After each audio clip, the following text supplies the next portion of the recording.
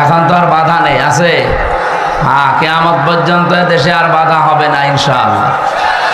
যদি কেউ বাধা দেয় ওখানে ওরে বিসমিল্লাহি ওয়া আলা মিল্লাতি রাসূলিল্লাহ করে দেবে।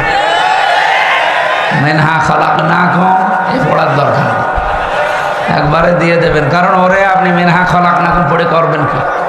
ও তো এমনি জাহান্নামে যাবে। কোরআন বাধা দেয় যারা, একেবারে বাংলা কথা, কোরআন বাধা দেয় যারা এরা কাফের। এটা সূরা হামিম সাজদা 26 নম্বর আয়াতে আছে। যারা কোরআন শুনতে এসেও মন খারাপ করে চলে যায় এরা মুনাফিক। সূরা নেসার 61 নম্বর আয়াতে আছে। কোরআন শুনলে যারা আনন্দ পায় এরা মুমিন। সূরা আনফালের 2 নম্বর আয়াতে আছে। এর চাইতে আর দলিল কি আমি বেশি করতে পারবো? আল্লাহর চাইতে এত সুন্দর দলিল দুনিয়ায় কেউ দিতে পারে?